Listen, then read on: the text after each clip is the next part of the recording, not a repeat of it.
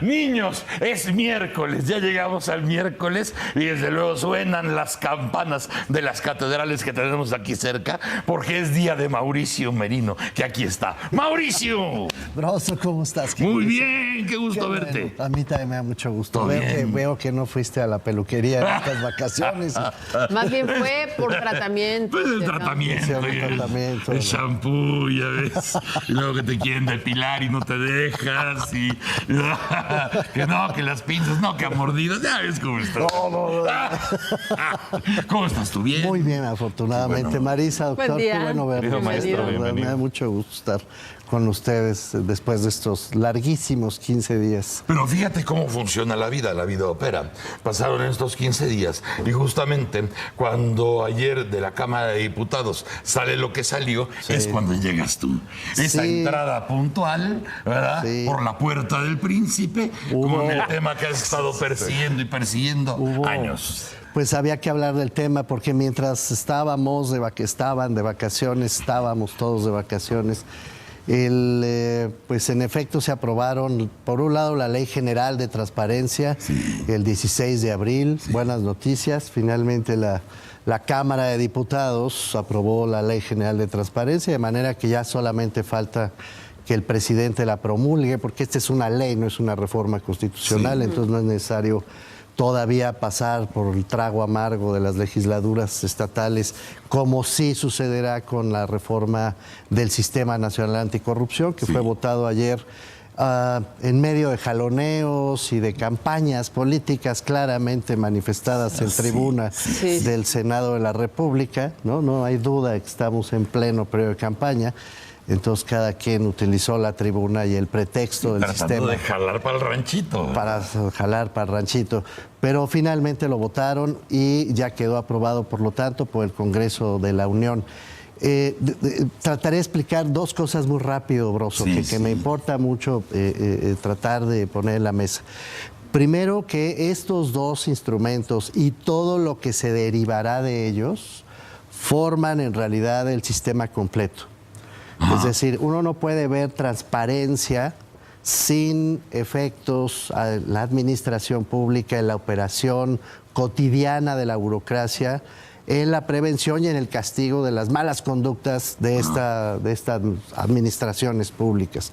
¿Qué quiero decir con esto? Que si solamente se hubiera aprobado transparencia, como de hecho y venturosamente sucedió, entonces lo que tendríamos sería una larga lista de escándalos sin efectos, sin correcciones. ¿Cómo hasta la fecha? Acrecentado incluso, porque la Ley General de Transparencia es una magnífica noticia en el sentido de que sí va a abrir información que hasta ahora permanecía cerrada. Por fin vamos a saber con mucho mayor detalle de fideicomisos, de fondos públicos, vamos a poder conocer detalles sobre ingresos, licitaciones, contrataciones cotidianas, vamos a tener detalles sobre pagos, permisos concedidos, licencias otorgadas. No, la verdad es que sí abre de una manera... O sea, vamos a saber más. Por un lado, y por el otro lado, la administración estará mucho más acotada en cuanto a sus procederes. Sí. Ahora, esto segundo, lo de anticorrupción, precisamente por la forma en que se dio ayer el debate, yo celebré mucho, de veras, tener el enorme privilegio de estar contigo, Broso, porque desde luego es un privilegio para poder decir esto. Lo que sucedió ayer en el debate en el Senado de la República fueron, digamos, dos lecturas que muy poco tienen que ver, qué paradoja, con el contenido sustantivo de la reforma anticorrupción. Estas dos lecturas a las que me refiero son, de un lado, de quienes levantaron la idea según la cual la aprobación de la reforma anticorrupción ya es el final de una ruta y a partir de mañana, de hoy mismo, vamos a empezar a ver los resultados de esta reforma. Esto es absolutamente falso. No es así. La puerta que se abrió es eso, una puerta. Hay que cruzar el umbral y apenas se gestó la oportunidad. No es poca cosa, es muy buena noticia, pero es solo la oportunidad para empezar a cambiar todo el conjunto de leyes secundarias, es decir, las leyes de responsabilidades, las leyes que regularán el combate a la corrupción, el sistema de auditorías, el sistema de control interno. Como tú lo dijiste alguna vez, no será el instante de la jauja, sino será el instante donde inicia el proceso que nos puede llevar una generación. ¿Qué es lo que una generación? El otro día hubo una audiencia en el Senado de la República y fuimos varios a discutir justamente con los senadores el contenido de esta reforma y planteaba esto de la generación. Era interesante porque en el mismo debate varios de los que ahí asistieron e incluso algunos senadores decían, no, hombre, una generación es mucho. No, una generación no es mucho. Es lo que realmente nos va a tomar esta reforma. Realizarla, verla en la práctica, que empiece a dar resultados concretos, tangibles. Lo que sucedió ayer es de celebrarse sin lugar a dudas, pero no porque represente el final de un camino, es apenas el primer pasito de un camino que México había venido aplazando durante prácticamente toda su historia. Esa es una de las interpretaciones que oíste en tribuna. En tribuna decían, ya tenemos la reforma, México va a cambiar, ya van a empezar a suceder cosas desde mañana mismo. No es cierto eso. Eso es un argumento de campaña, seguramente será un argumento que vamos a escuchar con los pinos. No tengo ninguna duda de que se utilizará probablemente por el PAN, por el PRI, yo que sé, alguien le sacará jugo de campaña a esto, pero atención, esta es la puerta de entrada que estaba cerrada, estaba hermética, no podíamos hacer nada en esta materia. Sellada por 3 candados. Estaba sellada. Se abrió la puerta negra, la maldita puerta negra. Se abrió por fin y vamos a poder entrar. ¿Qué vamos a encontrar allá adentro? Pues sabemos que no nos va a gustar. Nada. Pero que hay que cambiar la ley de responsabilidades, porque así lo ordena este mandato constitucional. Hay que cambiar, crear una nueva ley de anticorrupción que todavía no existe, pero lo mandata la reforma constitucional. Hay que construir una nueva versión del Tribunal de Justicia Administrativa, que ni siquiera existe, no está diseñado. Hay que hacerlo. Es necesario rediseñar a la Secretaría de la Función Pública. Lo mandata también esta reforma, pero no está concluida esa tarea. Hay que rehacer en su conjunto a toda la operación de coordinación y echar a andar la Fiscalía en materia de delitos de corrupción. Todavía no se pone en marcha, no existe. Es decir, hay que crear servicios de carrera. Todas esas son buenas noticias porque quiere decir que ya la Constitución ordena que todas esas tareas se empiecen a hacer, se empiecen a hacer. No dice que ya se estarán haciendo a partir de mañana. Entonces esto es sumamente relevante porque las expectativas que una buena reforma puede despertar en la sociedad, Broso, para ver resultados en 24 horas, puede generar, después de la expectativa, una mayor frustración de la que ya de suyo está siendo acumulada en México. Por eso hablábamos hace rato. Cuando se habla en serio, cuando se habla de verdad, entonces no hay ni ilusiones ni decepciones. No. Se está hablando las cosas como son. ¿Esto qué puede llevar? Esto es un inicio de algo que puede llevar una generación para que realmente pueda tener alguna raíz. Una generación. Lo sabes así. Esa es la expectativa. Ni siquiera es expectativa. Así es. Punto. Bueno, entonces habrá que trabajar durante toda una generación para que se pueda tener todo este proyecto como simiente, ¿no? Absolutamente. Ahora, del otro lado, la versión opuesta, que también escuché ayer en tribuna, la escuché hasta altas horas de la noche y la verdad llegó un momento en que me pareció hasta desesperante. Pero bueno, lo plantearon. 2 argumentos con los que tampoco estoy de acuerdo, porque no son verdad. El primero es la idea de la simulación. Todo esto es una reforma para simular y no sirve para maldita la cosa. No es cierto. Cuando se toca la Constitución, como se ha tocado con esta reforma anticorrupción, cuando se ordena hacer una ley general de responsabilidades, una ley general anticorrupción, cuando le tocas el corazón a los gobiernos de los estados con el Sistema Nacional de Coordinación Fiscal, que ahora podrá auditar la Auditoría Superior de la Federación, cuando creas todo un sistema de carrera para quitarles el control de los auditores internos y externos por mandato constitucional, no se está simulando. Lo que votaron ayer los senadores, y espero que aprueben las legislaturas de los estados, no tiene nada de simulación. Es la modificación a nuestra carta principal, a la carta magna. 14 cambios de la Constitución. Nada menos que 14 cambios. Entonces, salir con la irresponsabilidad, porque de ese tamaño es, de que esto es para simular.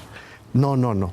El trabajo falta en serio, pero no se está simulando la puerta de entrada. Esta es una reforma que importa mucho, que nos da una agenda de trabajo generacional completa para ir en gerundio, ir minando, ir cambiando las causas que durante toda la historia mexicana han causado la corrupción. Pero además es además una plática de lo que estamos haciendo ahorita, es algo mucho más parecido a los modelos de otros países que han trabajado en serio y que te dicen, bueno, sí, vamos a hacer una reforma educativa que nos va a llevar 30 años. Sí.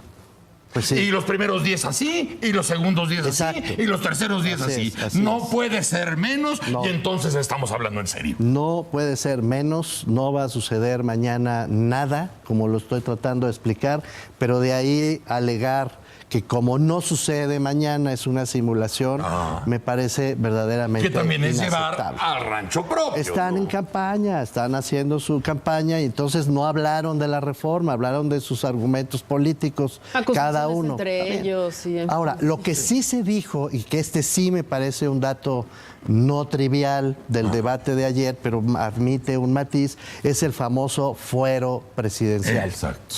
Este sí es un tema que me parece de todo, ya la paja ojalá la quitemos. Ni es verdad que esto va a suceder inmediatamente, ni es cierto tampoco del otro extremo que es una simulación. Dejemos que hagan sus campañas y sus grillas. Sí. Lo digo así deliberadamente porque es grilla y no tiene nada que ver con el contenido de la reforma, ni uno ni otro. Pues fuera. Lo que es verdad es que hay un debate que debe darse a partir de ahora sobre el contenido de una línea en particular, pero es una línea que merece toda nuestra atención, en el artículo 108 de la Constitución, que nada más dice esto: el presidente de la República, estamos hablando del presidente, voy a la cita, el presidente de la República, durante el tiempo de su encargo, solo podrá ser acusado por traición a la patria y delitos graves del orden común. Fin de la línea, como verás, es un párrafo aislado del artículo 108. No dice lo mismo respecto a gobernadores, diputados, magistrados, miembros de todos los demás. Todos los demás sí que pueden ser juzgados por el incumplimiento de la Constitución o por el incumplimiento de las leyes derivadas. Pero el presidente no. El presidente no.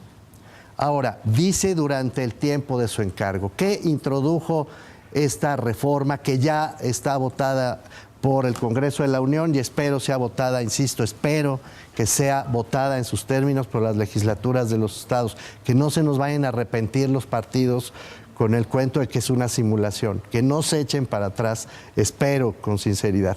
Pero ¿qué es lo que dice esa reforma? Que se amplía el plazo de prescripción de faltas en materia de corrupción a 7 años. ¿A 7 años? Sí. Los sexenios duran 6.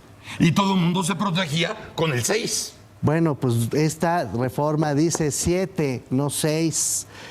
Y además está siendo votada al final del sexenio de Peña Nieto, porque así acabará siendo, ya estamos en el tercer año. Quiere decir que la validez de prescripción de las faltas que eventualmente cometa el presidente tendrán 7 años para ser juzgadas. Durante el periodo del encargo presidencial, quedó claro, dice durante el periodo. El señor presidente es intocable, eso sí, salvo por traición a la patria, quién sabe qué cosa sea, pero que puede juzgar del Congreso de la Unión, o por delitos graves del orden común, es decir, que lo encuentren literalmente cometiendo un crimen infraganti en la calle, ¿no? Así matando a alguien. Del orden común. Del orden común. Salvo por eso, es intocable. Pero es intocable mientras dura el sexenio. Durante el encargo. Durante el encargo, eso dice la Constitución. Sí. Esto quiere decir que en el momento mismo en que el presidente de la República se quite la banda presidencial, si tiene faltas de corrupción que merezcan ser juzgadas, una vez que esto entre en vigor, ninguna ley puede ser aplicada de manera retroactiva en contra de nadie. En este sentido, lo de la Casa Blanca ya pasó a la historia. Mucho me temo, eso tiene que ser juzgado con las leyes actuales.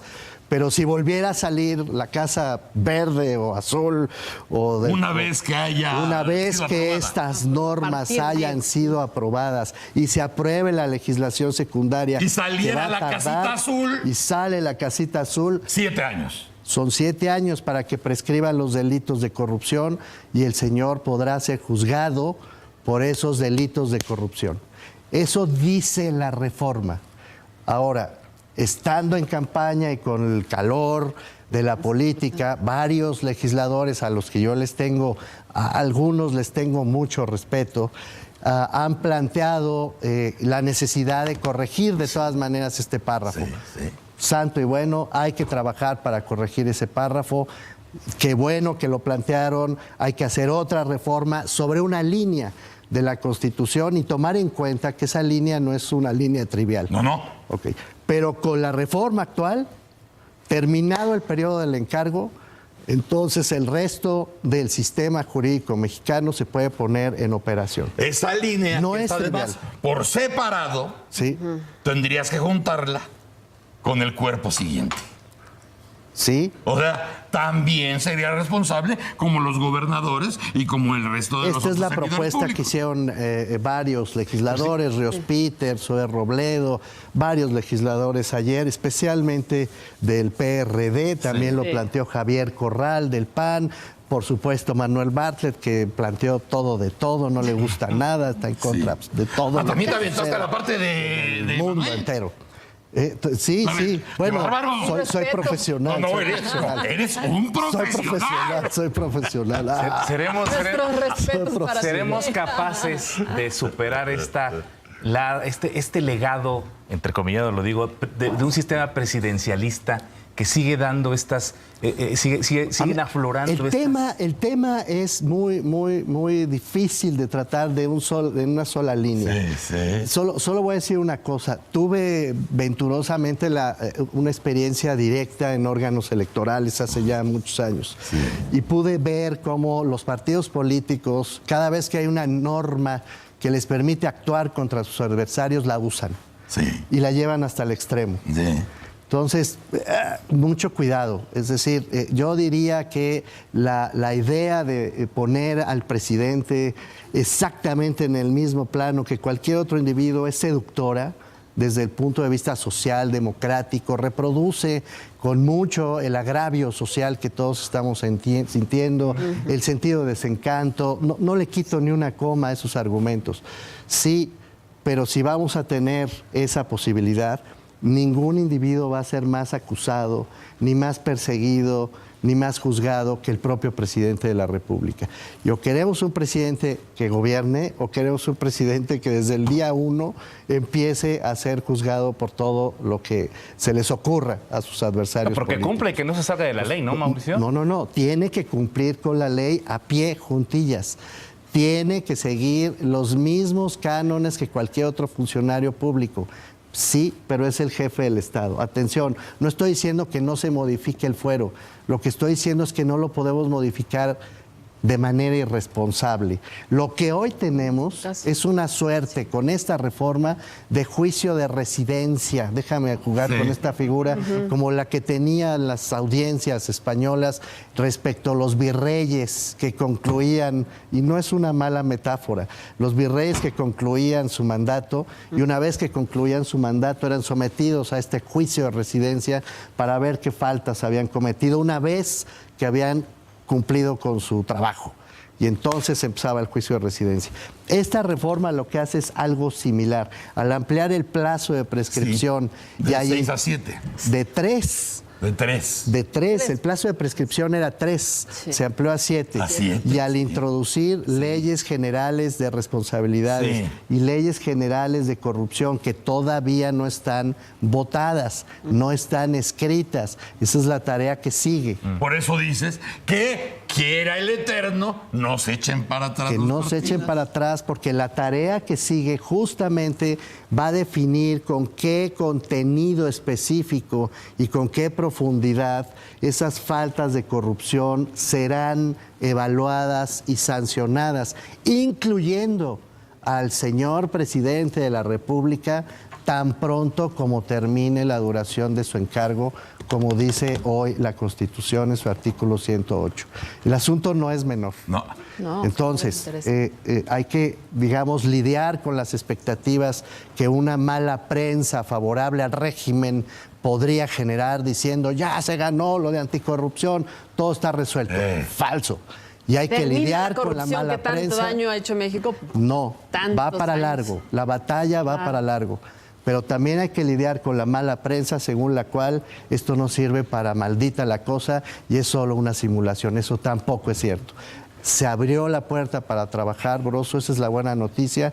Y hay que arremangarse Y además, y empezar a como hacer lo la tarea. dijiste tú, y llevará una generación a aterrizar lo que entró por la puerta ayer. Sí, ayer se abrió la puerta. Y la otra cuestión, que es una mentira, es que todo esto es una simulación. Así es. Es algo que puede servir, que va a ser muy útil, si verdaderamente estamos conscientes que llevará una generación a amarrar lo que jamás se ha amarrado en este país. Nunca se había amarrado. Querido Broso, muchísimas Mauricio, gracias. Qué bueno verse, de verdad. Gracias a ti. Gracias, Mauricio Merino.